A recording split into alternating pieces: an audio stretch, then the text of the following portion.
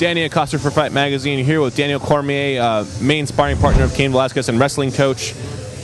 What in this camp has made you confident that Cain Velasquez will be able to match Brock Lesnar's wrestling?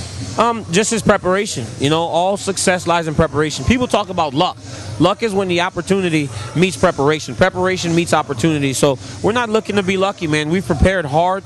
Cain's prepared hard. He's paid attention. He's learned. He's listened. And he's a good wrestler to begin with. You know, it's not like Brock Lesnar, if they wrestled in a collegiate wrestling match, would just destroy Cain Velasquez anyway. You know, it's a close fight anyway. So it's his preparation, man. The guy's worked hard. And he's worked in the areas that we need to get better in order to win his fight. How adept is he off getting up off his back?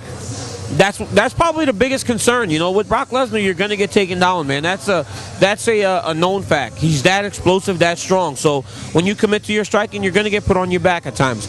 But we've really worked hard on getting up. You know, we've worked hard on really knowing that we're going to have to fight in all situations. You know, it's not the separation between them is not so huge in any one area that we could have relaxed in it. So we focused everywhere. You're a pretty decent wrestler yourself, from what I understand. Was Cain able to take you down in this camp and really, you know, make you feel out of your element? Yeah, sometimes, man. You know, he's such a good wrestler. He's a good wrestler. You know, so if I leave myself open, if I throw a body kick or anything, you know, he'll catch that leg and he'll take you right down. So Cain can take Brock down. If that's what the game plan is, that's what he chooses to do, there is a chance that he can take him down and put him on his back. So he's that good a wrestler, man. People underestimate what he can do.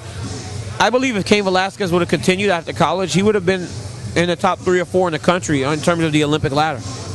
And yeah, can you talk about that from a competitive standpoint, you know? Not just as wrestling, but from a competitor standpoint, you having been at the Olympic level, do you think Cain is someone who could have made it that far? I think he would have been competitive. Also Brock. You know, if Brock would have continued past 2000, I think he'd have been in the top 3 or 4 guys. I think the Kerry McCoys and the Stephen Neals would have been tougher for Brock, but for Cain, it would have been the same guys. You know, the same guys he wrestled in college, and I think he had a chance against him. So competitively, I think he would have been in the race at heavyweight. Would he have made the team? I'm not confident enough to say he would have done it, but I know there was a possibility that he would be one of the top 3 or 4 guys that we'd be looking at as our Olympians. We're talking about wrestling a lot here. Ultimately, do you think the fight breaks down to Cain being a more rounded mixed martial artist, and that'll be what the key to beating Brock? Yes, it's going to be, because if we can nullify his wrestling, you know, because ideally for Brock, it would become more of a wrestling match. For us, we want a stand-up fight. So if we can nullify the wrestling to the point where he questions whether or not he's going to waste the energy to try and take us down when he's unsuccessful, then we're winning. Then we're doing a good job, because then he has to stand with us. And if they fight 100 times and it's a kickboxing match, I'm taking Cain Velasquez every time. Daniel Cormier.